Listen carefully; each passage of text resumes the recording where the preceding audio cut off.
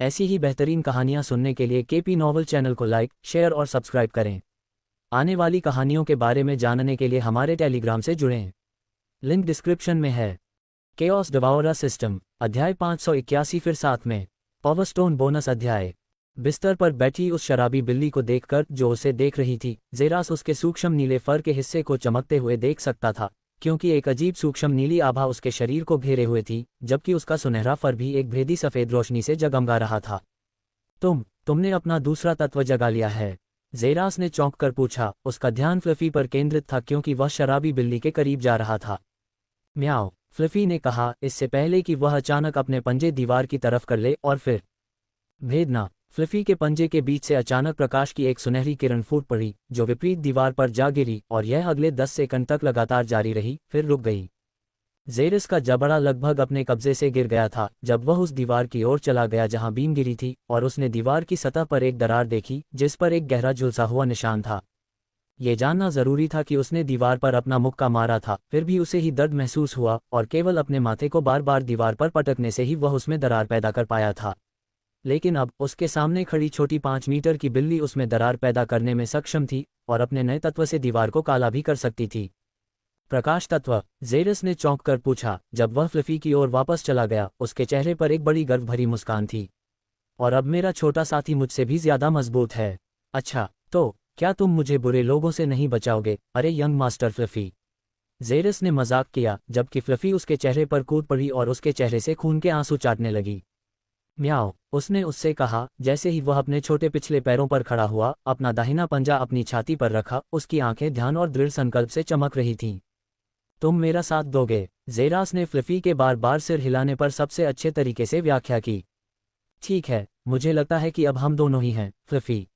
ज़ेरास ने बड़ी मुस्कान के साथ कहा, और उसने छोटी बिल्ली के जबड़े को रगड़ा, जिससे एक संतोषजनक खर्राटे की आवाज़ निकली। हम सबको एक साथ दिखा देंगे, फ्लफी। वे सभी लोग जिन्होंने हमें कम आंकने की हिम्मत की, ज़ेरास ने उससे कहा, और उसकी आंखों में दृढ़ संकल्प और विश्वास चमक उठा, और धीरे धीरे उसकी आंखों ने अपनी शुरुआती शांति वापस पा ली और उसके होठों पर एक छोटी सी मुस्कान आ गई। अब समय नहीं था कि वह नीचे बैठकर अपनी दुर्दशा के बारे में सोचता रहे, या जैसा कि सिस्टम ने कहा, अपने दर्द को पीकर दूर कर दे।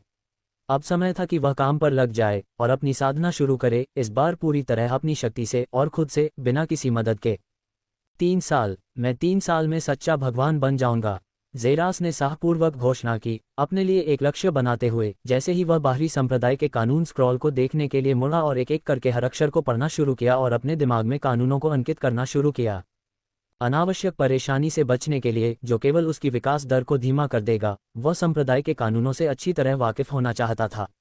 अभी के लिए वह लगभग सभी की तुलना में बहुत कमजोर था, और एकमात्र चीज जो उसे परेशानी से बचाने में मदद कर सकती थी, वह थी नियमों को अच्छी तरह से जानना। लेकिन जैसे जैसे ज़ेरास पढ़ता गया, उसका चेहरा बड़े पैमाने पर बदलने लगा, और जल्द ही उसका मुंह खुला का खुला रह गया। उसकी आंखें नियमों को पढ़ने से सदमे में उभरी हुई थीं। बाहरी संप्रदाय मूल रूप से गुलाम हैं, ज़ेरास ने सदमे में कहा। बाहरी संप्रदाय के एक नियम के अनुसार, बाहरी संप्रदाय के शिष्यों के लिए संप्रदाय में प्रवेश करने के 3 दिनों के भीतर अपने स्वयं के कर्तव्यों का पालन करना आवश्यक है।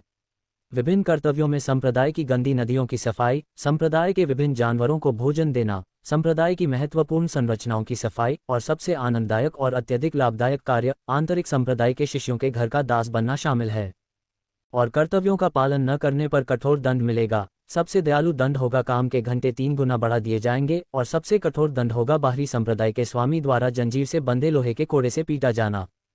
अच्छा, भगवान का शुक्र है, इस क्षेत्र के बाहरी संप्रदाय के स्वामी के साथ मेरे अच्छे संबंध हैं, ज़ेरास ने सोचा, क्योंकि उसे कंजी की याद आ रही थी जो वर्तमान में उसकी अच्छी देखभाल कर रहा था। साथ ही बाहरी संप्रदाय के शिष्य होने के नाते 10,000 परिवर्तन संप्रदाय को छोड़ने का कोई रास्ता नहीं है। बाहरी संप्रदाय के मिशनों के अलावा संप्रदाय की परिधि को छोड़ना प्रतिबंधित है, और कारावास की सजा दी जाएगी, न्यूनतम 6 महीने और अधिकतम 10 साल। ये सबसे बुरी सजा है जिसका मैं अभी सामना कर सकता हूँ, ज़ेरास ने मन ही मन सोचा, अपने दिमाग में नियम को रटते हुए। अगर उसे 10 साल की कैद हुई तो उसकी मौत मूल रूप से तय थी। लेकिन उसके पास संप्रदाय से भागने का कोई कारण भी नहीं था, इसलिए उसे कम से कम सुरक्षित तो रहना चाहिए। उसके पास संप्रदाय छोड़ने का कोई कारण नहीं था। अब नहीं, जब वह अपने सबसे कमजोर दौर में था, और उसे ये भी नहीं पता था कि 10,000 परिवर्तन संप्रदाय के बाहर भगवान के बच्चों के साथ क्या हो रहा है। आखिरी मुंह खोलने वाला नियम है लड़के लड़कियों का नियम। और नियम यह है कि अगर संप्रदाय की कोई महिला बाहरी संप्रदाय के किसी अनुयायी पर उसकी अनुमति के बिना उसे छूने का आरोप लगाती है और संप्रदाय के बड़े बुजुर्गों द्वारा अपने विशेष तरीकों से निष्कर्ष की पुष्टि की जाती है, तो जिम्मेदार पुरुष को वह सजा दी जाएगी जो लड़की देती है, बशर्ते कि वह मौत न हो। इसका मतलब है कि अगर आप किसी लड़की को छूते हैं और वह आपकी शिकायत करती है, तो आपके दोनों हाथ काट दिए जा सकते हैं, या आपकी आंखें निकाल ली जा सकती हैं, या यहाँ तक कि आपका लिंग भी काट दिया जा सकता है। लड़की जो चाहे। ये कैसा अनुचित नियम है। और इससे भी मजेदार बात यह थी कि अगर लड़का दोषी नहीं पाया जाता है तो लड़की को केवल 1 दिन की कैद की सजा मिलेगी। अरे वे कितने अच्छे हैं। अध्याय 582 एक स्पष्ट मार्ग। जेरस ने कानून के पन्नों के अंत में आखिरी और सबसे महत्वपूर्ण कानून को देखा। वह नियम जिसने सब कुछ सील कर दिया, और यह इस प्रकार था। बाहरी संप्रदाय के शिष्यों को हर तरह से आंतरिक संप्रदाय का अनादर करने या उसे परेशान करने से मना किया जाता है। आंतरिक संप्रदाय के शिष्य के हर आदेश को बाहरी संप्रदाय द्वारा तुरंत सुना जाना चाहिए। संप्रदाय के नियमों को छोड़कर बाकी सभी चीज़ों से ऊपर उसका वजन रखना चाहिए। इसने मूल रूप से बाहरी संप्रदाय के शिष्यों के भाग्य को आंतरिक संप्रदाय के गुलाम के रूप में सील कर दिया। उन्हें उनकी हर इच्छा को सुनना और मानना था, और उनके शब्दों को अपनी सभी इच्छाओं से ऊपर रखना था। लेकिन वह संप्रदाय के नियमों के बारे में शिकायत करने वाला कौन था जो हमेशा से वहां थे? सबसे अच्छी बात यह होगी कि वह अपने सिर और चेहरे को आंतरिक संप्रदाय के शिष्यों के रडा से दूर रखे। अब जब मैं संप्रदाय के नियमों को अपने दाहिने हाथ की तरह जानता हूं, तो मैं इस तंग जगह में अच्छी तरह से सांस लेने में सक्षम महसूस करता हूं, खान ने कहा, क्योंकि उसने अपने हाथों में कानून स्क्रॉल को गिरा दिया और इसे सुरक्षित रूप से अपने भंडारण रिंग में वापस रख दिया, जहां से वह इसे आसानी से बाहर निकाल सकता था और खुद का बचाव कर सकता था। अब नियमों के अनुसार मुझे अब से 3 दिन बाद कंजी से संपर्क करना होगा और उससे अपनी ड्यूटी सूची प्राप्त करनी होगी। मैं अब से 2 दिन बाद ऐसा करूंगा। इससे मुझे 2 दिन मुफ्त मिलेंगे। जेरास ने बिस्तर पर 2 कांस्य कार्ड और चांदी के कार्ड को देखते हुए गणना की, जो कि कंजी द्वारा विशेष रूप से उसे दिया गया विशेष कार्ड था। मार्शल गॉड हॉल तक पहुंच, जेरास ने खुद से कहा, जैसे ही उसकी आंखें चमक उठीं और उसके सिर में गहरे विचार कौंधने लगे। अब जब मैंने अपने सभी जीन खो दिए हैं और सूक्ष्म साधना के मार्ग को अपना लिया है, तो मैं अपने सितारों को बढ़ाता हूँ। मुझे जो चाहिए वह बहुत सरल है, सितारों से ऊर्जा। जेरास ने दृढ़ निश्चय किया। सभी की शक्ति प्राप्त करने की अपनी घटना के दौरान बिताए वर्षों के आधार पर वह अच्छी तरह से जानता था कि यह उसकी आत्मा के सितारों की ऊर्जा के बीच होने के कारण था, जिसने सितारों के अवशेषों को भी उसकी आत्मा में प्रकट होने दिया था। अगर वह अपने सितारों को बढ़ाना चाहता था तो उसे शुद्ध सूक्ष्म ऊर्जा को अवशोषित करना होगा। यही कारण था कि उसने बाहरी संप्रदाय में उपलब्ध सबसे ऊंचे पर्वत को चुना था, ताकि वह आकाश में और भी ऊंचा हो सके और निकट दूरी के साथ ठीक से खेती कर सके। अब मुझे एक साधना मैनुअल की आवश्यकता है जो मुझे सूक्ष्म ऊर्जा को अवशोषित करने की क्षमता को तेज करने में सक्षम बनाता है। जेरास ने निर्धारित किया, क्योंकि वह शेष कांस्य कार्ड और चांदी के कार्ड को देखने के लिए मुड़ा। अब जब मैंने अपनी सभी क्षमताएं खो दी हैं और सिस्टम भी खो दिया है, तो मैंने मूल रूप से अपने पास मौजूद सभी कौशल खो दिए हैं। मुझे भी दूसरों की तरह युद्ध कला का अभ्यास करना शुरू करना होगा। जेरास ने निर्धारित किया। उसने हमेशा देखा था कि उसके प्रतिद्वंद्वी विभिन्न कला शैलियों का उपयोग कैसे करते हैं, लेकिन जेरास ने उन कलाओं पर अधिक ध्यान नहीं दिया था, क्योंकि वह उनके बिना लगभग बेहतर था। उसके पास अनगिनत क्षमताएं थीं, इसलिए उसे बैठकर एक एक करके कलाएं सीखने में कोई समझदारी नहीं दिखी, जबकि उसके पास सैकड़ों अलग अलग क्षमताएं थीं जिनका वह तुरंत इस्तेमाल कर सकता था, अपने दाहिने हाथों की तरह ही। लेकिन अब जब वह उन्हें खो चुका था, तो उसे युद्ध कलाओं की जरूरत थी जो किसी के गुणों की आक्रमण शक्ति को बढ़ाने में मदद करती हैं। मैं एक एस्ट्रल कल्टीवेशन मैनुअल चुनूंगा जिसमें सिल्वर कार्ड का उपयोग करके उच्च ग्रेड होगा। फिर मैं युद्ध कलाओं को चुनने के लिए शेष 2 कांस्य कार्ड का उपयोग करूंगा। जेरास ने खुद से तय किया, क्योंकि उसने तीनों कार्ड वापस अपनी स्थानिक अंगूठी में रख दिए। फिर उसने बिस्तर पर आखिरी चीज ली, जो कोई और नहीं बल्कि नक्शा था, और तुरंत उसने उस पर नजर डाली। जल्दी से मार्शल गॉड हॉल का स्थान खोज लिया। उसने नक्शा भी छिपा दिया। बिस्तर से उठने से पहले और बाहर निकलने की ओर बढ़ने से पहले फ्लफी ने उसके कंधे पर अपनी सही जगह ले ली। ताकत लगाते हुए जेरास ने अपने स्वर्गीय कांच के दरवाजे को खोल दिया और जल्दी से दूर भाग गया। उसे सब कुछ खोए हुए बस कुछ ही मिनट हुए थे, लेकिन अब उसके पास खुद के लिए एक योजना थी और अपने पूर्व स्व से परे कुछ करने का उसका रास्ता स्पष्ट रूप से उजागर हो गया था, और वह भी खुद उसके द्वारा। मार्शल गॉड हॉल 10,000 परिवर्तन संप्रदाय में सबसे दुर्लभ संरचनाओं में से एक, जहां 10,000 परिवर्तन संप्रदाय की सभी गुप्त और प्राचीन कलाएं छिपी हुई हैं, जहां केवल संप्रदाय के शिष्य ही जा सकते हैं, एक कार्ड के साथ जो उन्हें कलाएं लेने की अनुमति देता है। इसके अलावा ये सबसे दुर्लभ स्थानों में से एक था जहां बाहरी संप्रदाय के शिष्य, आंतरिक संप्रदाय के शिष्य और बहुत कम ही मुख्य शिष्य एक साथ एक ही द्वार में प्रवेश करते हैं। ये ज़ेरास पुष्टि कर सकता था क्योंकि वह ऊंची संरचना से लगभग 100 मीटर दूर पहुंचा था, जिसका शीर्ष बादलों तक पहुंच गया था। एक पहाड़ होने के बजाय ये वास्तव में ग्रैंड एल्डर सेलेस्टाइन के बर्फ के महल जैसा था, जो पूरी तरह से बर्फ से बना था और उसके अपने महल से लगभग 3 गुना बड़ा था। मार्शल गॉड हॉल के बड़े मेहराबदार दरवाजे पर अलग अलग 10,000 परिवर्तन संप्रदाय के शिष्यों को अंदर बाहर आते जाते देखा जा सकता था। हालांकि वे सभी एक ही वर्दी पहने हुए थे, फिर भी आंतरिक संप्रदाय और बाहरी संप्रदाय के शिष्यों में आसानी से अंतर किया जा सकता था। सबसे पहले, कपड़े को बनाने के लिए इस्तेमाल की जाने वाली सामग्री के प्रकार के आधार पर बाहरी संप्रदाय के शिष्यों की तुलना में आंतरिक संप्रदाय की वर्दी लगभग 3 गुना हल्की थी और बाहरी संप्रदाय के शिष्यों की वर्दी में मौजूद एकमात्र तारे की तुलना में आंतरिक संप्रदाय के शिष्यों की वर्दी में कोई तारा नहीं था। मेरे कंधों पर कसकर पकड़ो, शराबी। हम अंदर और बाहर हो जाएंगे इससे पहले कि तुम अपनी नाक सिकोड़ सको, ज़ेरास ने मुस्कुराते हुए कहा और उसने छोटी बिल्ली की नाक पर थपकी दी, जो 3 बार से ज्यादा सिकुड़ी। शांत भाव के साथ वह बिना ज्यादा जल्दबाजी के आगे बढ़ा और बड़े मेहराबदार गेट में प्रवेश करने वाले छात्रों के पीछे पीछे चला गया। अध्याय 583। अजीब बूढ़ा बुजुर्ग। बड़े मेहराब के भीतर एक बड़ा हॉल था जिसमें संप्रदाय के अलग अलग बुजुर्ग टेबल पर बैठे थे। ज़ेरास ने देखा कि छात्र बुजुर्गों के पास जा रहे थे, उन्हें अपने कार्ड दे रहे थे और बदले में अपने कार्ड पर एक मोहर प्राप्त कर रहे थे और फिर दूसरे मेहराबदार दरवाजे से निकल रहे थे। जगह के चारों ओर देखते हुए वह देख सकता था कि अधिकांश बुजुर्ग कैडेटों की सेवा में व्यस्त थे, लेकिन सबसे दूर कोने में उसने एक बुजुर्ग को देखा जिसके सामने कोई भी कैडेट नहीं था।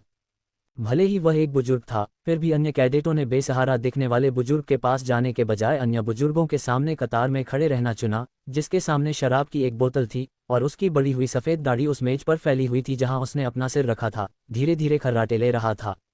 अजीब बात यह है कि वह एकमात्र पुरुष बुजुर्ग था और रिसेप्शनिस्ट टेबल पर शेष बुजुर्ग सभी महिलाएं थीं।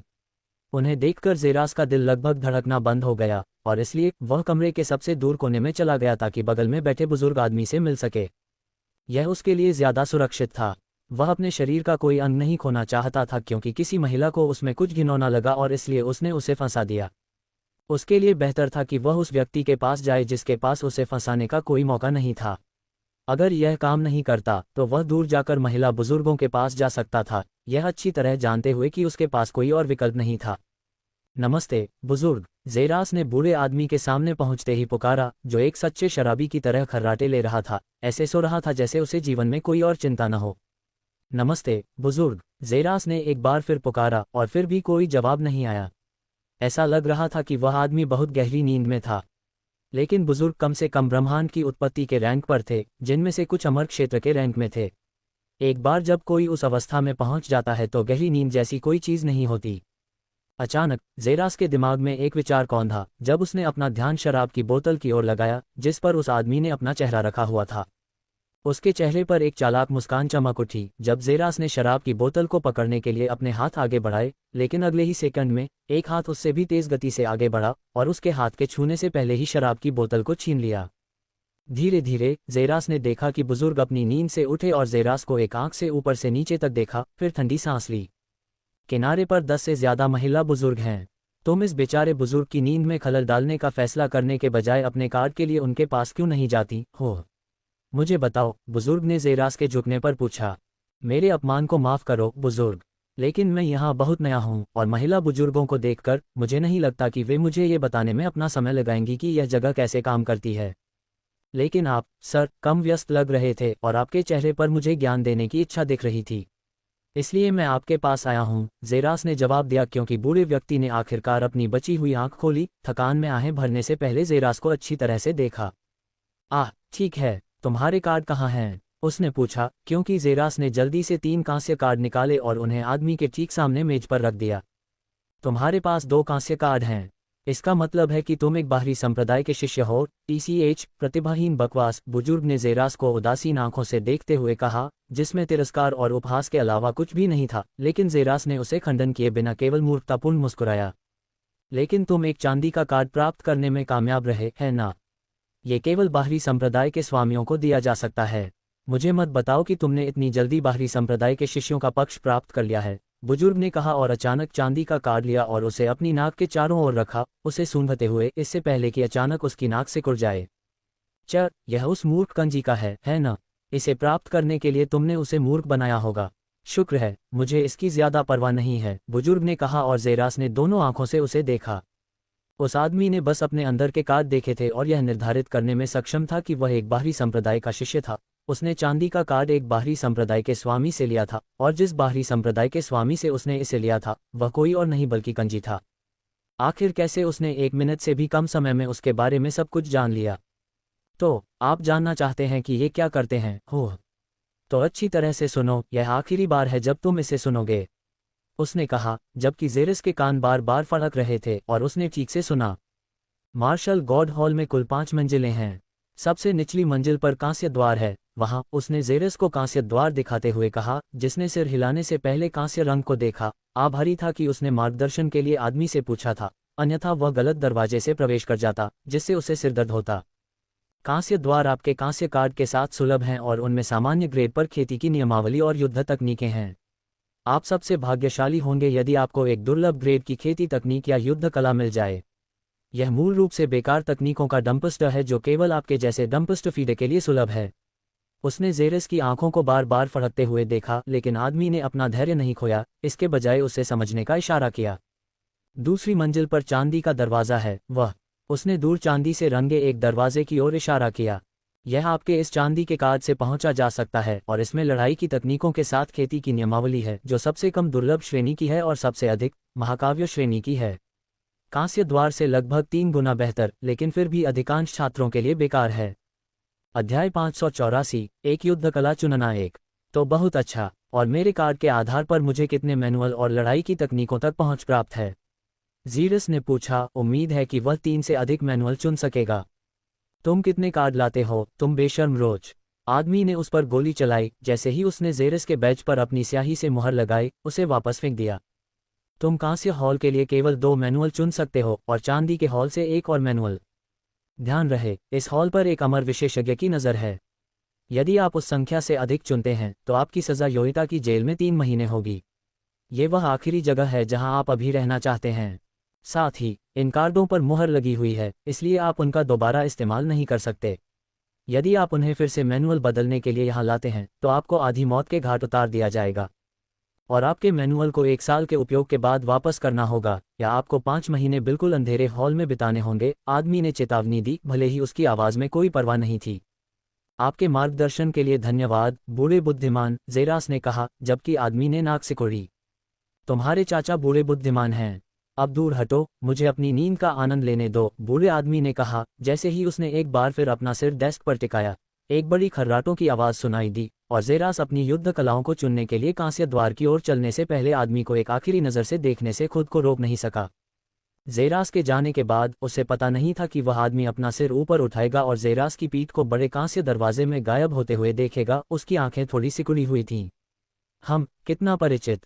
युद्ध कला चुनने के लिए आपके पास 30 मिनट हैं, जिसके बाद आपको बाहर निकाल दिया जाएगा और आपके कार्ड अप्रभावी हो जाएंगे, चाहे आपने कला चुनी हो या नहीं। आपका समय अब शुरू होता है। जेरास के हॉल में पैर रखते ही आवाज़ तुरंत गूंज उठी। उसके सामने एक बड़ा कांस्य हॉल दिखाई दिया, जिसकी दीवारें पुरानी प्राचीन अलमारियों से भरी हुई थीं, जहां हजारों सीलबंद किताबें व्यवस्थित थीं। अलमारियों के इर्द गिर्द घूमते हुए जेरास अलमारियों पर लगे लेबल देख सकता था, जो अलमारियों में मौजूद कलाओं के प्रकारों के बारे में बताते थे। म्याओ! अचानक फ्लफी उसके कंधे से उछलकर तेजी से अलमारियों के बीच गायब हो गई। लेकिन जेरास को इसकी उतनी चिंता नहीं थी, क्योंकि उसने देखा कि हॉल में कोई सांप नहीं था और हॉल में केवल 5 युवक थे, जिनमें से किसी के पास प्यारी बिल्ली को देखने का समय नहीं था। अब मुझे क्या चुनना चाहिए, उसने खुद से सोचा और अलमारियों के इर्द गिर्द देखना शुरू कर दिया। मूर्ति कला, लात कला, आंदोलन कला, हथियार कला, रक्षा कला, खेती मैनुअल, ये सभी कलाएं थीं, और अलमारियों में से उसने सबसे पहले 2 अलमारियों पर अपना ध्यान केंद्रित किया और आगे बढ़ने से पहले उनमें से सर्वश्रेष्ठ कला को खोजने के लिए 10 मिनट का उपयोग करने की योजना बनाई। वे 2 अलमारियां मूर्ति कला अलमारियां और हथियार अलमारियां थीं, और तुरंत उसने दोनों अलमारियों से 2 और अधिक पुस्तकें उठाईं। पुस्तकें सीलबंद थीं और उन पर केवल विवरण उनके पीछे अंकित था। ऊर्जा की मुट्ठी। कला के चरम पर कोई व्यक्ति अपनी मुट्ठी में बहुत अधिक ऊर्जा को संघनित कर सकता है और उसे छोड़ सकता है, जिससे उसकी मुट्ठी की सामान्य शक्ति से 3 गुना अधिक शक्ति पैदा होती है। ग्रेड मध्य सामान्य। बहुत सारे आंसू का भाला। कला के चरम पर कोई व्यक्ति अपनी ऊर्जा का उपयोग करके कुल 2 ऊर्जा भालों को संघनित करने में सक्षम होता है, जिससे हवा में आंसू निकल सकते हैं। ग्रेड निम्न सामान्य। विकल्प अंतहीन थे और हॉल में मौजूद लोगों ने जेरास के हाथों को बिजली की गति से चलते हुए देखा। जितनी किताबें वह पकड़ सकता था उन्हें पकड़कर उनके पन्ने पढ़ रहा था, और फिर उसने एक को छोड़ दिया, फिर दूसरी को उठाया और फिर एक और। अरे बेवकूफ़, उन्होंने जेरास को देखते हुए अपने मन में सोचा। जिस तरह से वह किताबें पढ़ रहा था और उन्हें नीचे रख रहा था, उन्हें लगा कि वह अंत में एक औसत किताब ही चुनेगा, क्योंकि उसे याद नहीं होगा कि उसने जो अच्छी किताबें पाई थीं उन्हें उसने कहाँ रखा था, या वह किताबों पर लिखे शब्दों को इतनी जल्दी पढ़ लेगा कि यह तय नहीं कर पाएगा कि वे वास्तव में कितनी उपयोगी हैं। दुर्भाग्य से उन्हें युवक की बुद्धिमत्ता का कोई अंदाजा नहीं था, और 20 मिनट की खोज के बाद जेरास को आखिरकार 2 किताबें मिल गईं जो उसे अपने योग्य लगीं। वे एक मुट्ठी कला और एक हथियार कला थीं। 9 सितारे मुट्ठी। इस कला में कुल 9 स्तर हैं, जिन्हें स्टार स्तर कहा जाता है। एस्ट्रल पावर को संघनित करके और अपनी मुट्ठी पर एक स्टार आरेख बनाकर प्रत्येक स्तर व्यक्ति की पंच शक्ति को दोगुना कर देता है। ग्रेड अज्ञात ग्रेड ग्रेटर दैन निम्न दुर्लभ ग्रेड अनुमान। नोट: इस कला का अभ्यास केवल एस्ट्रल एलिमेंटल विशेषताओं वाले लोग ही कर सकते हैं।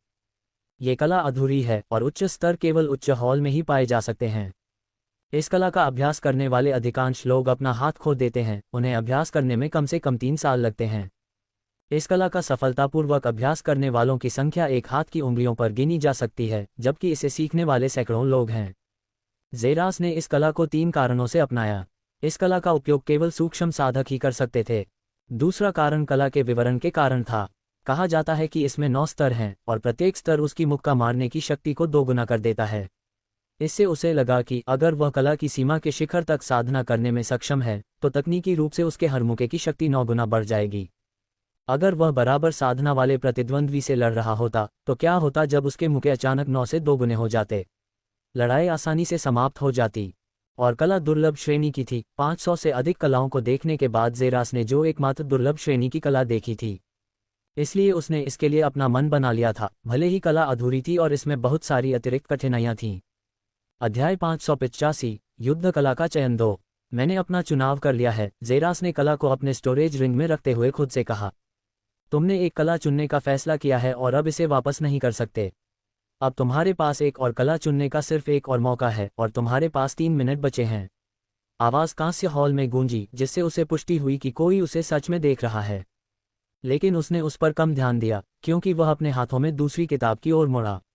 यह एक हथियार की कला थी। विजेता का हलबर्ड। इस कला के चरम पर कोई व्यक्ति कुल 3 हलबर्ड छवियां बनाने में सक्षम होगा, जिन्हें मन से उतनी ही आसानी से नियंत्रित किया जा सकता है जितना कि अपने हाथों को नियंत्रित करना। कुल्हाड़ी की शक्ति इस बात से संबंधित है कि उपयोगकर्ता उस पर कितनी ऊर्जा खर्च करने को तैयार है।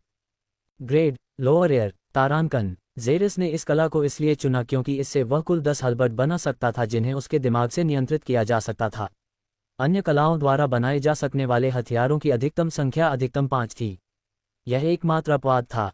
इसके अलावा वह हलबर्ड की शक्ति को केवल उनमें अधिक ऊर्जा डालकर भी बढ़ा सकता था। उसने एक परिदृश्य की कल्पना की थी जहां उसने हलबर्ड में बहुत कम शक्ति डाली थी, जिससे उसका प्रतिद्वंद्वी उन्हें अनदेखा कर देता, फिर अचानक हलबर्ड की शक्ति को 3 गुना कर देता, जिससे उसका प्रतिद्वंद्वी चौंक जाता और उसे भारी नुकसान पहुंचता। यह एक अच्छा सरप्राइज अटैक होगा। आपके पास चुनने के लिए 60 सेकंड और हैं, या फिर आप स्वचालित रूप से बेदखल हो जाएंगे। जेरस ने कंधे उचकाते हुए आवाज़ फिर से गूंजी। उसने किताब को अपने स्थानिक रिंग में फेंकने का भी फैसला किया था जब म्याओ। अचानक बिल्ली की बहुत तेज आवाज़ सुनाई दी। जेरस का हाथ जो किताब को अपनी अंगूठी में डालने वाला था, अचानक हवा में रुक गया और वह उस तरफ मुड़ा जहां फ्लफी पूरी तेजी से उसकी ओर दौड़ता हुआ दिखाई दे रहा था। लेकिन जेरस की जिज्ञासा को वास्तव में फ्लफी के छोटे से मुंह में पकड़ी हुई बड़ी किताब ने जगाया, जिस पर बिल्ली का थूक बह रहा था। म्याओ। फ्लफी ने एक बार फिर आवाज़ लगाई और उसने बड़ी किताब जेरस के पैरों पर गिरा दी और अपनी छोटी उंगलियां उस पर रख दी।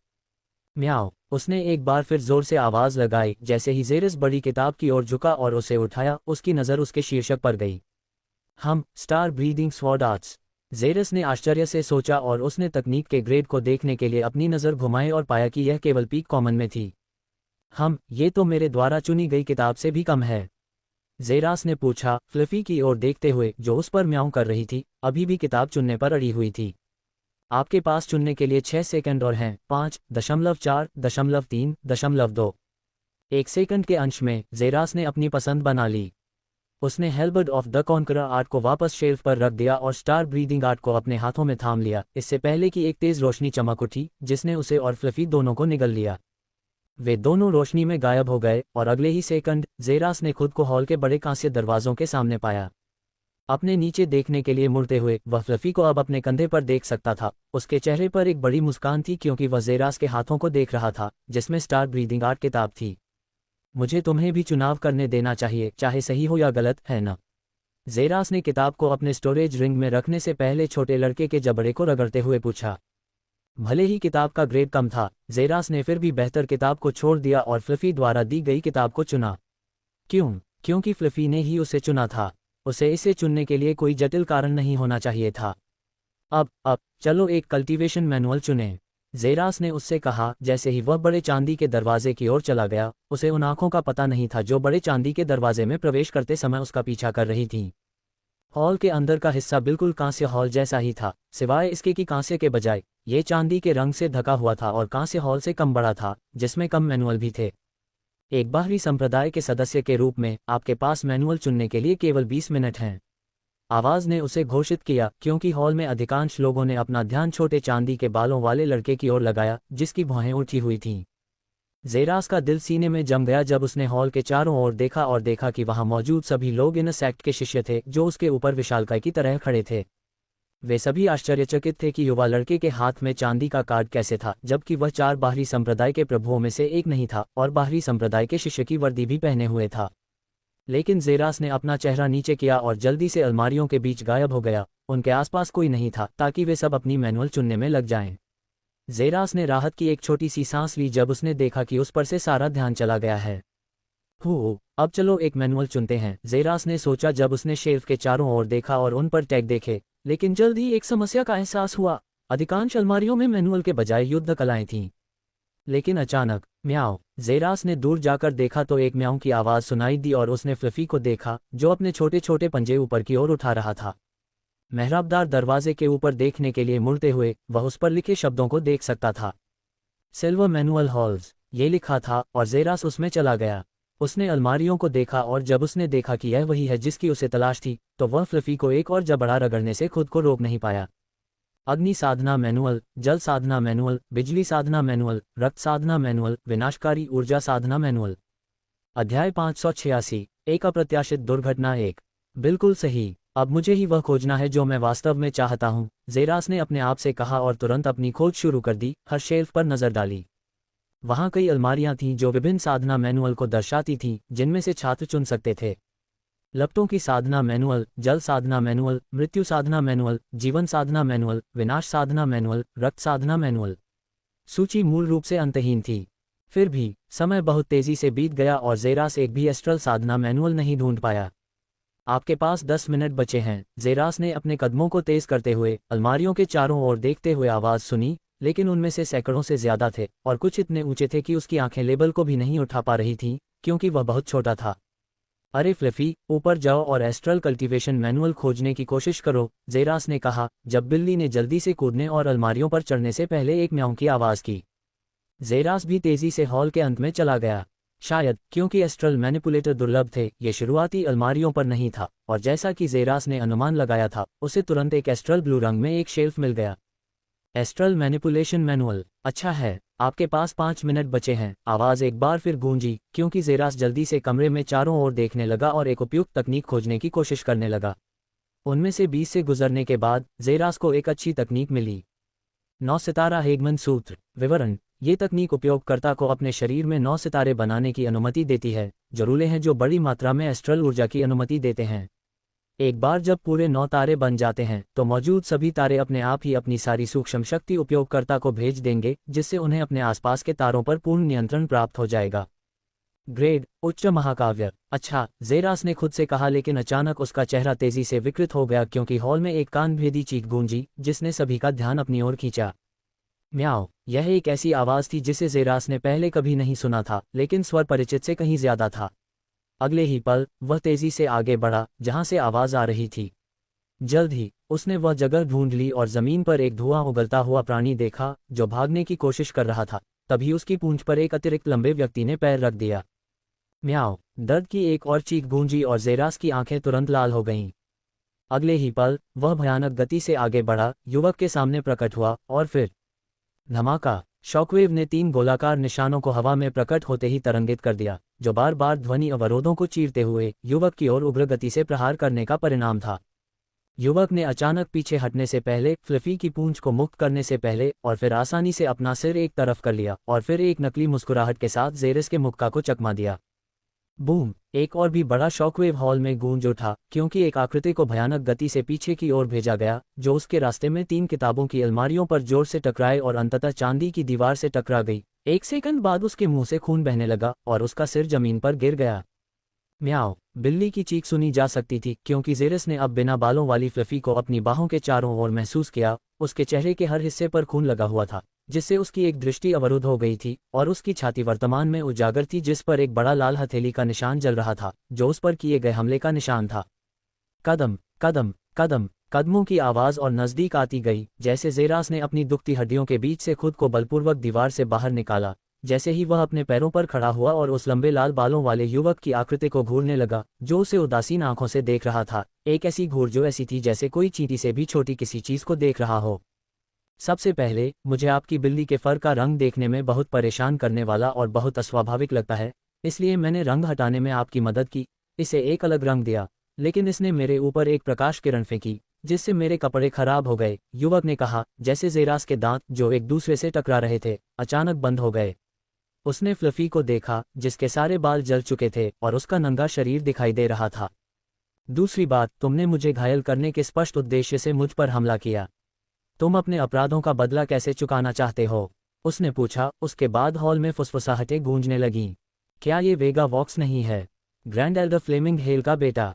लगता है कि बेचारे बाहरी संप्रदाय को जीवन भर के लिए अन्यायपूर्ण तरीके से परेशान किया जाता है। उसका दुर्भाग्य वास्तव में इतना बुरा है कि वह उससे टकरा गया। बेचारा लड़का और उसकी बेचारी बिल्ली। उसे अपनी जगह पता होनी चाहिए थी और उसे बस कांस्य हॉल में रहना चाहिए था। वह इसका हकदार है।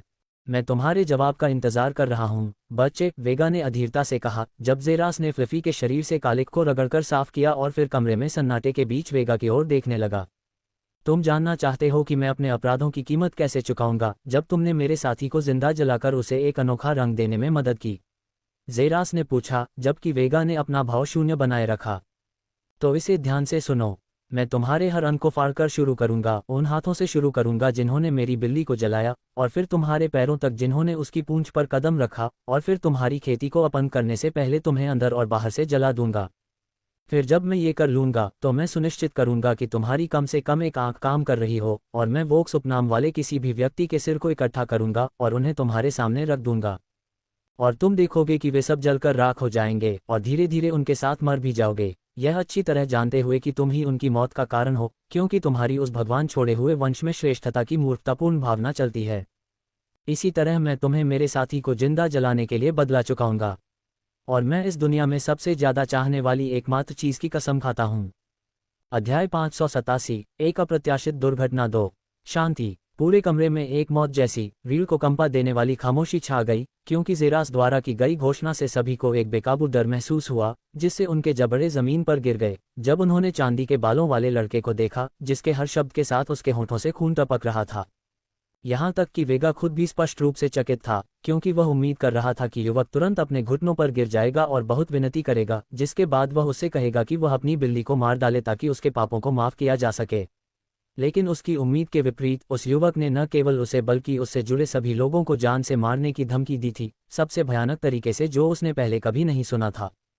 हा। इसके बाद वेगा के होठों से बेकाबू हंसी फूट पड़ी, और जल्द ही हॉल में मौजूद सभी आंतरिक संप्रदाय के सदस्यों ने भी तेजी से उसका अनुसरण किया। फिर भी जेरास के चेहरे पर कोई भी बदलाव नहीं आया और वह सीधे वेगा की ओर देखने लगा। मुझे बताओ, हा, मुझे कुछ बताओ, वेगा ने जेरास की ओर देखते हुए, अपनी हंसी को नियंत्रित करने के लिए संघर्ष करते हुए, कहने की कोशिश की। क्या ये तब भी मायने रखता है जब मैं 10,000 परिवर्तन संप्रदाय के ग्रैंड एल्डर का बेटा हूँ? उसने पूछा, जब जेरास ने उसे ऊपर से नीचे तक देखा और अचानक आवाज गूंजी। तुम्हारा समय खत्म हो गया है जेरास। अब तुम 5, 4, 3, 2 में टेलीपोर्ट हो जाओगे। ये तब भी मायने रखता है जब तुम किसी देवता के बेटे हो। जेरास ने घोषणा की, क्योंकि अगले ही पल प्रकाश ने उसके पूरे शरीर को ढक लिया और वह प्रकाश की चमक के साथ गायब हो गया। कमरे में फिर से सन्नाटा छा गया, क्योंकि वेगा की नजरें जेरास के गायब होने की ओर देख रही थीं, इससे पहले कि वह एक बार फिर जोर से हंसे। यह अजीब तरह से सबसे दिल को छू लेने वाली बात है जो मैंने पिछले 50 सालों में सुनी है। मैंने कभी नहीं सोचा था कि मैं इतने दिलचस्प आउटर सेट के कूड़े के टुकड़े से इतनी हिम्मत से मिलूंगा, उसने कहा, और कमरे में मौजूद दूसरे लोग भी उसके साथ हंसे। अगर मैं तुम्हारी जगह होता तो मैं नहीं हंसता, एक शांत आवाज गूंजी जब सभी ने अपना ध्यान मैनुअल हॉल के अंत की ओर लगाया, जहां एक आकृति ठीक उसी जगह पर खड़ी थी जहां जेरास ने अपना एस्ट्रल स्टार मैनुअल चुना था। तुम्हारा क्या मतलब है, नेक्सुरिया? वेगा ने एक भौं उठाकर पूछा, गोरी चमड़ी वाली महिला की ओर देखते हुए जिसके लंबे काले बाल थे। शायद इससे पहले कि तुम बुरे काम करो और दूसरों को दर्द पहुंचाओ, तुम्हें पहले ये जांचने की कोशिश करनी चाहिए कि वे वास्तव में कौन हैं, उसने शांत स्वर में पुकारा जब नेक्सुरिया उस शेल्फ से बाहर आया जिस पर लड़का खड़ा था और वेगा की ओर बढ़ा। क्या वह सिर्फ बाहरी संप्रदाय का कचरा नहीं है? इतना साहसी बने रहने का मतलब है कि वह अभी अभी यहाँ आया है और जल्द ही उसका गुस्सा शांत हो जाएगा और वह एक बार फिर उसे अपनी पिछली गलती के लिए भीख मांगने आएगा। वेगा ने उपहास की मुस्कान के साथ अपनी बाहें एक साथ मोड़ते हुए कहा, लेकिन जब उसने नेक्सुरिया को और भी बड़ी दुष्ट मुस्कान के साथ मुस्कुराते हुए देखा तो उसकी मुस्कान फीकी पड़ गई। लगता है कि ग्रेट वॉक्स परिवार जल्द ही इतिहास बन जाएगा। हालांकि कोई भी दुखी नहीं होगा, नेक्सुरिया ने बाहर निकलने से पहले उपहास में भयावह रूप से हंसते हुए कहा। कोई मुझे उस कचरे के टुकड़े के बारे में सब कुछ बता दे अभी, वेगा ने कहा, क्योंकि कमरे में मौजूद सभी आंतरिक संप्रदाय के सदस्य तुरंत तितर बितर हो गए और पूरा हॉल वेगा के लिए छोड़ दिया। वह जो भी है वह सिर्फ कॉस्मिक रैंक पर है। मैं सुनिश्चित करूंगा कि वह अब से 3 दिनों में मर जाए। आखिर मरे हुए लोग काटते नहीं हैं, वेगा ने मुस्कुराते हुए अपने मन में सोचा और उसने इस मामले को अपने दिमाग से दूर धकेल दिया और अपनी खोज जारी रखी। म्याओ। जेरास के हाथ में 2 प्लेटें लेकर पहाड़ के घर में दाखिल होते ही उसके बगल में बिल्ली की म्याऊं की आवाज़ सुनाई दी। जब वह बिस्तर की ओर बढ़ा जहां फ्लफी लेटा हुआ था और उसके शरीर पर गद्दा लपेटा हुआ था तो उसके चेहरे पर एक बड़ी मुस्कान थी। म्याओ। जेरास ने जब उसके सामने स्मोक्ड मछली रखी तो वह उत्साहित बिल्ली की म्याऊं की आवाज़ सुन सकता था। वह पहाड़ के घर के बगल में धारा में कुछ मछलियां पकड़ने में सक्षम था और उसने उन्हें सूखी घास और कुछ मसाले के साथ पकाया था जो उसे अपने घर की रसोई में मिले थे। फ्लफी की मधुर खर्राटों वाली आवाज गूंजी जब वह छोटी सी चीज बड़ी स्मोक्ड मछली से पागलों की तरह लड़ रही थी, उस पर अपने दांत गड़ा रही थी और उसके बड़े बड़े टुकड़े खा रही थी, जिससे जेरास के चेहरे पर हल्की सी मुस्कान आ गई, जिससे उसके दिल का घाव भर गया क्योंकि वह देख रहा था कि फ्लफी भूख से खाना खा रहा है। लेकिन जब उसने फ्लफी को देखा तो उसकी आंखें चमक उठीं और उसने नंगी आंखों से देखा कि उसका फर वापस उग रहा है और इस बार वे और भी अधिक चमक रहे थे। 30 सेकंड से भी कम समय में फ्लफी अपने सामान्य रूप में वापस आ गई थी, उसके सारे बाल वापस उगाए थे और इस बार और भी अधिक चमकदार। गुड। फ्लफी के मुंह से एक संतुष्ट डकार की आवाज निकली जो जेरास के चेहरे पर उछलकर उसे प्रशंसा की एक चाट दे रही थी। तो अगर तुम खाते हो तो तुम जल्दी ठीक हो जाते हो, है न? जेरास ने कहा। फ्लफी के बारे में कुछ ऐसा पता चला जो उसे पहले कभी नहीं पता था क्योंकि बिल्ली वापस बिस्तर पर कूद गई और जल्दी से सो जाने से पहले गद्दे के नीचे छिप गई। ये पहली बार था कि उसे होश में रहते हुए इतना दर्द महसूस कराया गया था और वह मानसिक रूप से थका हुआ था, भले ही वह शारीरिक रूप से ठीक हो गया था।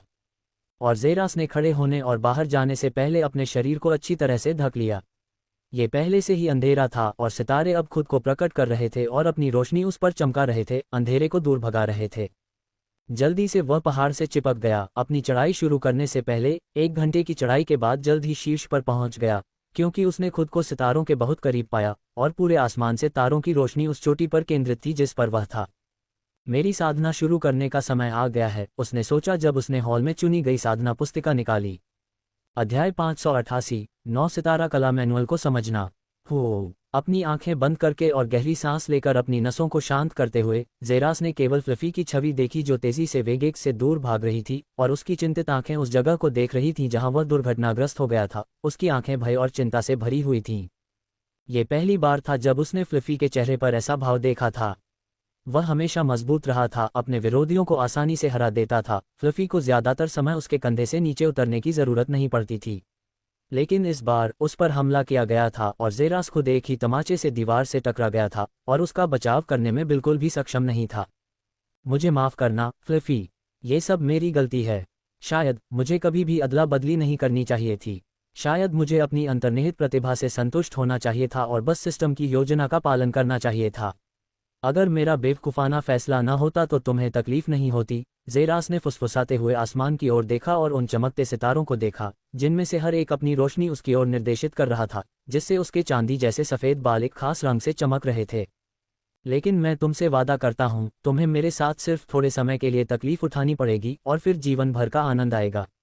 मैं तुमसे वादा करता हूँ, उसने सोचा, अपने विश्वास को नवीनीकृत किया और एक बार फिर सफलतापूर्वक अपने मन की शांत अवस्था में वापस आ गया।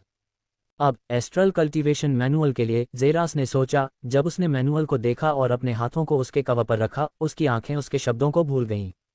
9 सितारा हेगमन कला, उसने सोचा, शब्दों में थोड़ी भव्यता महसूस करते हुए, और फिर उसने पहला पृष्ठ खोला।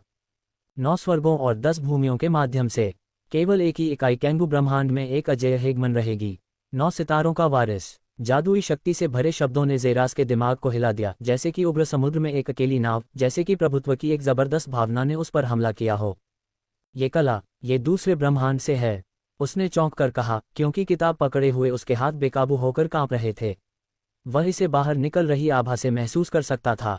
यह ऐसा कुछ भी नहीं था जो उसने पहले कभी महसूस किया था, जैसे कि सबसे शुद्ध ऊर्जा जिसकी बराबरी करने की ताकामहाग्रा को कभी उम्मीद नहीं थी। ताकामहाग्रा ब्रह्मांड, रसातल ब्रह्मांड और अब कैंगू ब्रह्मांड। वहाँ कितने ब्रह्मांड हैं, कितनी चीजें मुझसे छिपी हुई हैं। जेरास ने बड़बड़ाया, उसके दिल में एक नई चमक। जब उसने सोचा कि वह इस ब्रह्मांड के शिखर पर पहुंच रहा है, तो उसे पता चलेगा कि अभी और भी बहुत कुछ है, और अभी भी ऐसे लोग मौजूद हैं जो उसके दिल में डर पैदा कर सकते हैं, और उसकी कल्पना से परे और भी दर्द। और जो उसने सुना था उसके अनुसार, अभी उसके हाथ में जो किताब है वह उन लोगों की है जो अस्तित्व के पूरे धरातल पर सबसे अजेय हैं। 9 सितारों का वारिस, तो उन्हें यही कहा जाता है। उसने मन ही मन सोचा, अजीब नाम, और तुरंत वह अगले पृष्ठ पर चला गया, जहां उसे साधना विधियों का सारांश स्पष्ट रूप से समझाया गया था। सूरज ढलने के साथ ही घंटों जल्दी और चुपचाप बीत गए। जेरास ने साधना मैनुअल के शुरुआती चरणों के हर शब्द को पढ़ा, बिना किसी छोटी सी बात को छोड़े, और जल्द ही उसने अपने दिमाग में सब कुछ पूरी तरह से भर लिया। वह भटकने का जोखिम नहीं उठा सकता था, क्योंकि किताब इस ब्रह्मांड से नहीं है। ये बहुत ही भयावह बात है। अगर वह अपनी साधना में भटकने की हिम्मत करता है, तो उसे मदद करने वाला कोई नहीं होगा, और उसे अपनी वर्तमान कमजोर स्थिति में मदद करने वाला कोई व्यक्ति कहाँ मिलेगा। इसके अलावा उसके पास अपने पिछले शिखर से आगे बढ़ने के लिए 3 साल थे। उसके पास मैनुअल की सामग्री को ठीक से समझने में विफल रहने के कारण मूर्खतापूर्ण गलतियां करने का समय नहीं था। अच्छा, अब मैं सब कुछ पूरी तरह से समझ गया हूँ, उसने आंखें बंद करते हुए कहा, और उसने अपनी समझ को एक बार फिर से दोहराया। उसकी समझ और जो स्पष्ट रूप से कहा गया था, उसके अनुसार कैंगू ब्रह्मांड एक ऐसा ब्रह्मांड था जहां लोग अपने डेंटियन में ऊर्जा की खेती करते हैं, ठीक उसी तरह जैसे ताकामहाग्रा मनकोर का उपयोग मन ऊर्जा के भंडारण के रूप में करता है। लेकिन कैंगू ब्रह्मांड में कुछ विसंगतियां थीं, जिनके पास किसी न किसी कारण से कोई डेंटियन नहीं था। इन लोगों को आमतौर पर ब्रह्मांड में अपन कहा जाता था। ये ठीक वैसा ही था जब जेरास के पास कोई मनकोर नहीं था और उसे अपन कहा जाता था, जिसमें खेती करने की कोई क्षमता नहीं थी। और यहीं पर 9 स्टार हेजमोन आर्ट की शुरुआत होती है। 9 स्टार हेजमोन आर्ट एक ऐसी कला है जो एक कल्टीवेटर में एक डेंटियन की जगह लेती है। जब सभी 9 सितारे पूरे हो जाते हैं, तो यह एक औसत कल्टीवेटर के एक डेंटियन के विपरीत 9 डेंटियन वाले व्यक्ति के बराबर होगा। यही कारण है कि 9 सितारा हेगमन कला कैंगू ब्रह्मांड में एक निषिद्ध कला थी। यह एक ब्रह्मांड के प्राकृतिक स्वर्गीय कानून की अवहेलना करता है। एक कला जो बिना किसी मेनाकोर के कुल 9 कोर प्रदान करती है। ये किस तरह की बीमार कला है? जेरास हैरान होकर सोचने से खुद को रोक नहीं सका। और केवल इतना ही नहीं, बल्कि 9 सितारा कला एक साधना मैनुअल थी जो एक घृणित रूप से मजबूत शरीर की खेती पर केंद्रित थी, जिसमें प्रत्येक सितारा संघनन व्यक्ति की शारीरिक शक्ति में भारी वृद्धि करता था। सारांश में बस इतना ही दिया गया था। उसे यकीन था कि कुछ और चीजें भी गायब थीं, लेकिन वह ज्यादा कुछ नहीं कर सकता था।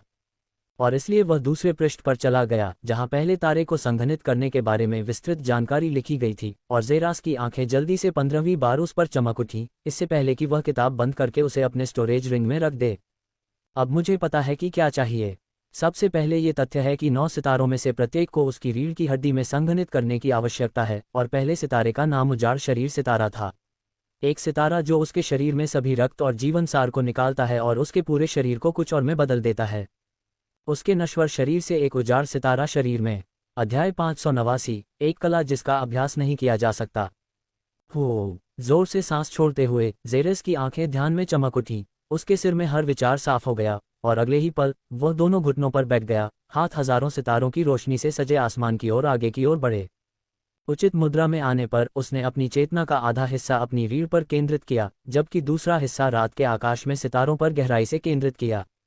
एक बार जब उसे उन दोनों का स्पष्ट दर्शन हो गया, तो उसके होंठ खुल गए और उसने सूत्र का जाप करना शुरू कर दिया।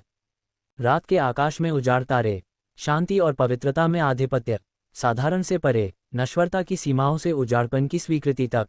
रात के आकाश में उजाड़ तारे, शांति और पवित्रता में आधिपत्य, साधारण से परे, नश्वरता की सीमाओं से लेकर वीरानियत की स्वीकृति तक। रात के आसमान में वीरान सितारे, शांति और पवित्रता में आधिपत्य, साधारण से परे, नश्वरता की सीमाओं से लेकर वीरानियत की स्वीकृति तक। रात के आसमान में वीरान सितारे, शांति और पवित्रता में आधिपत्य, साधारण से परे, नश्वरता की सीमाओं से लेकर वीरानियत की स्वीकृति तक। रात के आसमान में गहराई में बाहरी संप्रदाय न्यायालय के इस हिस्से में पाए जाने वाले सबसे ऊंचे पहाड़ पर एक आकृति देखी जा सकती थी। वह दोनों पैरों पर घुटनों के बल बैठा था, उसके दोनों हाथ ऊपर की ओर फैले हुए थे और उसका सिर नीचे झुका हुआ था, और वह बार बार शब्दों का जाप कर रहा था। ऐसा लग रहा था जैसे कोई विक्षिप्त नौकर अपने मालिक से उसकी जान बचाने की भीख मांग रहा हो। लेकिन लगभग 3 घंटे तक लगातार मंत्रोच्चार करने के बाद कोई भी व्यक्ति रात के आकाश में सभी तारों के अपने स्थान से हटने और सभी के चारों ओर एकत्रित होने का एक अजीब दृश्य देख सकता था, क्योंकि उनकी रोशनी उसके शरीर पर केंद्रित होने लगी थी। यह अचानक हुआ, लेकिन निश्चित रूप से। धीरे धीरे ज़ेरास को अपने चारों ओर चमक महसूस हो रही थी, लेकिन उसने अपना सिर आसमान की ओर उठाने की हिम्मत नहीं की, अन्यथा अनुष्ठान टूट जाता। इसलिए वह अपने घुटनों पर बैठा रहा, अंतहीन मंत्रोच्चार करता रहा, और जल्द ही उसे एक चुभने वाला दर्द महसूस होने लगा, जैसे उसके शरीर में हजारों ब्लेड चुभोए जा रहे हों। बिना अपना सिर उठाए वह अच्छी तरह से जानता था कि इसका स्रोत क्या हो सकता है। यह कोई और नहीं बल्कि तारों की किरणों का चुभने वाला दर्द था जो उस पर केंद्रित हो रहा था। और आधिकारिक तौर पर आरंभिक साधना शुरू हुई जब ज़ेरास ने अपने रक्त प्रवाह में चांदी के कणों को देखना शुरू किया, जो उसके शरीर पर चुभने वाले प्रकाश के अवशेष थे। अब सूक्ष्म ऊर्जा के अवशेषों को रीढ़ की हड्डी में ही निर्देशित करना, इसके बाहरी हिस्से को मजबूत करना। पहले से ही बने तारों के साथ संबंध के साथ ज़ेरस ने अपनी चेतना को उनसे दूर कर लिया और फिर उसे सूक्ष्म ऊर्जा पर केंद्रित किया, उन्हें अपनी रीढ़ की हड्डी में ले गया। और अगले ही पल उन्होंने ज़ेरस की रीढ़ को छुआ, उसके पूरे शरीर में एक बहुत बड़ा दर्द हुआ, और उसके बाद जो हुआ वह तलवारों के उसके शरीर में चुभने का एहसास था जो 1000 गुना बढ़ गया। तुरंत ज़ेरस ने अपना रुख तोड़ा, जैसे ही उसकी आंखें खुली उसके शरीर के भीतर मोटी लाल नसें फड़कने लगीं। इसके बाद दर्द की एक गगनभेदी गर्जना हुई जो एक भी आत्मा द्वारा नहीं सुनी जा सकी, क्योंकि वह बाहरी संप्रदाय के केंद्रित क्षेत्र से बहुत दूर था, और रात का अंधेरा था जब कोई भी उसे सुनने का मौका पाता था। वह दिन भर की अविश्वसनीय रूप से कड़ी मेहनत के कारण खर्राटे ले रहा था, जिसका शाब्दिक गुलामी से कोई फर्क नहीं था। दर्द, दर्द, मैं जल रहा हूँ, ज़ेरास दर्द से चिल्लाया जब उसने अपने हाथों को देखा और पाया कि उन पर त्वचा पहले से ही प्रकाश की चुभने वाली किरणों से जल चुकी थी। और यही बात उसके शरीर के बाकी हिस्सों के लिए भी कही जा सकती थी, क्योंकि ज़ेरास के शरीर से धुआं निकल रहा था और उसकी त्वचा स्पष्ट रूप से प्रकाश की चुभने वाली किरणों से जल रही थी। फिर भी जब उसने अपनी चेतना को अपनी रीढ़ में डुबोया तो वह देख सकता था कि यह अब पूरी तरह से एक चांदी की रोशनी में लिपटा हुआ था जो चमक रही थी। ये संकेत था कि उजाड़ सितारा शरीर पहले से ही उसकी मदद के बिना खुद को संघनित कर रहा था। बाहरी विनाश के माध्यम से भी जो आंतरिक रूप से चल रहा था वह सृजन था, और केवल अब उसे समझ में आया, उसे बस कनेक्शन सेट करना था। साधना मैनुअल बाकी चीजों को संभाल लेगा, लेकिन इससे उसके पास एक ही जिम्मेदारी रह गई, और वह थी अपनी त्वचा को जलने, अपनी नसों को जलने और अपने शरीर से खून के एक एक अंश को टपकने से रोकने की पूरी कोशिश करना। कुछ भी नहीं बचा था। खून, ऊतक, मांस, त्वचा, अंग, हड्डी, सब कुछ जल गया। सब कुछ प्रकाश की चुभने वाली किरणों से जल गया। जैसे ज़ेरास चारों पैरों पर लेटा हुआ था, उसके दांत एक दूसरे से टकरा रहे थे, क्योंकि वह एक सुंदर दिखने वाले मानव शरीर से एक शाब्दिक रूप से क्षीण हड्डीदार लाश में बदल गया था। उसके शरीर में जरा सा भी खून नहीं था और उसके चित्रे और ऊतक सिकुड़ते जा रहे थे। केवल एक चीज जो विपरीत स्थिति में थी वह थी उसकी रीढ़ की हड्डी, जो अविश्वसनीय रूप से चांदी जैसी रोशनी छोड़ रही थी, जो चांदी की एक छोटी चमकदार मशाल बन रही थी। और ज़ेरास की पूरी पीठ जल जाने के बाद उसकी रीढ़ अब सीधे तारों की रोशनी से मिल सकती थी, और यह एक लालची स्पंज की तरह था जो बिना किसी सीमा के सब कुछ सोख रहा था। केवल अब ज़ेरास को कला के बारे में कुछ एहसास हुआ। इसका अभ्यास नहीं किया जा सकता। हाँ, यह एक अलग ब्रह्मांड की कला थी जिसमें साधना के अलग अलग नियम थे, अलग अलग जातियां, अलग अलग संविधान, अलग अलग शरीर। उसे क्या लगता है कि वह किसी बिल्कुल अलग ब्रह्मांड से कोई कला चुन सकता है और उसका अभ्यास कर सकता है? भाड़ में जाओ। ज़ेरास गुस्से में दहाड़ता है क्योंकि प्रकाश की किरणें उसके शरीर को जला रही हैं, उसे राख में बदलना चाहती हैं। ताकामहाग्रा ब्रह्मांड के प्राकृतिक नियम भी किसी विदेशी कला के अस्तित्व को अस्वीकार करते हैं। निषिद्ध है या नहीं, स्वीकार्य है या नहीं, केवल मुझे ही तय करना है। जेरास पागल गुस्से में दहाड़ता है और अगले ही पल उसका शरीर सीधा खड़ा हो जाता है, दोनों हाथों को फैलाकर प्रकाश की चुभने वाली किरणों को घेर लेता है जो उसके शरीर के आसपास के मांस के बचे हुए हिस्से को जल्दी से जला देती हैं। फिर वह एक चमकदार रीढ़ वाला कंकाल, उसकी हड्डियों पर छोटी छोटी सूखी बूंदें और एक छोटी अंडे के आकार की वस्तु रह जाता है जो मुश्किल से पंप कर रही होती है क्योंकि वह अपना चेहरा प्रकाश की चुभने वाली किरणों के लिए खोलता है और अपने हाथों को फैलाता है। मैं अपनी आत्मा के भीतर गहरे में निष्क्रिय पड़े हजारों सितारों का समूह हूँ। सूक्ष्म ऊर्जा की यह छोटी सी मात्रा मेरे लिए कभी भी पर्याप्त नहीं हो सकती, मुझे भस्म करने की तो बात ही दूर है। मेरे आत्मा सितारों का समूह। खुला अध्याय 590 सितारों को निगलना। उसे अच्छी तरह पता था कि उसके पास यह है। उसकी आत्मा के भीतर कुछ ऐसा था जो उसके भूतपूर्व को अंदर तक विस्मित कर देता। उसकी आत्मा में सचमुच हजारों सितारे थे जो अभी तक विकसित नहीं हुए हैं। क्या वह मूर्ख था कि उसने अपने पास मौजूद हर चीज का आदान प्रदान किया? वह अपने हजारों जीन को वापस पाने के लिए कितना बेताब था ताकि वह सबका अवतार बन सके। हाँ, वह शायद मूर्ख था, लेकिन उसे ऐसा करने और इतनी बड़ी कीमत चुकाने में जो मदद मिली वह ये थी कि जेरास के लिए यह वास्तव में एक योग्य आदान प्रदान था। एक शरीर में लाखों सितारों, हजारों आकाशगंगाओं और ब्रह्मांड के पूरे विमान को एक शरीर में समाहित करने की शक्ति। जितना वह मानता था कि उसकी क्षमता बेजोड़ है, जेरास जानता था कि वह कभी भी उस मुकाम तक नहीं पहुंच पाएगा जहां वह अपने शरीर के भीतर अस्तित्व के शाब्दिक विमानों का दोहन करने में सक्षम होगा। ऐसी चीज से पहले उसके हजारों जीन और क्षमताएं इतनी सांसारिक लगती थीं कि उनका उल्लेख करने के लिए भी लगभग कोई मतलब नहीं था। किसी सांसारिक चीज के बदले किसी महान चीज को पाना उसने अपने जीवन में सबसे अच्छा विकल्प चुना था। उसने अपनी क्षमता और शक्ति के एक नए स्तर को प्राप्त करने के लिए, जो उसके लिए सब कुछ था, उसका त्याग कर दिया, और इसके लिए उसे अपमानित होना पड़ा, अपने एकमात्र साथी को खो दिया और यहाँ तक कि उसे अनुचित रूप से दंडित भी किया गया। लेकिन फिर भी वे चीजें, निस्संदेह दर्दनाक, कभी भी उसके गहरे विश्वास को नहीं छीन सकती कि उसका निर्णय सही था और उसके भीतर वास्तव में सच्ची शक्ति का एक अतुलनीय स्तर था। अब वह अपने शरीर के भीतर से उस सारी शक्ति को उग्र क्रोध के साथ बाहर निकाल रहा था। खोलो दहाड़ एक सचमुच मरते हुए व्यक्ति की थी। फिर भी समय और स्थान ने उसके शब्दों पर कुछ समय के लिए विराम ले लिया, जैसे हवा एक चीख में रुक गई। चांदनी उस पर चमक रही थी जो अचानक अजीब शक्ति से जल्दी से पीछे हटने की कोशिश कर रही थी। फिर भी उन्हें समय के एक पूर्ण शून्य में रुकने के लिए मजबूर होना पड़ा, क्योंकि जेरा के कंकाल से धीरे धीरे सफेद आत्मा सार प्रकट हुआ और एक सफेद आकृति दिखाई दी। उसने पहाड़ की चोटी पर अपने कंकाल शरीर को देखा जो निढाल होकर पड़ा था। ये पहली बार है जब मैंने अपनी आत्मा को वास्तविक दुनिया में लाया है, उसने कहा, जब उसने अपने हाथों और शरीर को देखा और पाया कि वे अभी भी प्रकाश की उन छोटी छोटी किरणों में लिपटे हुए थे।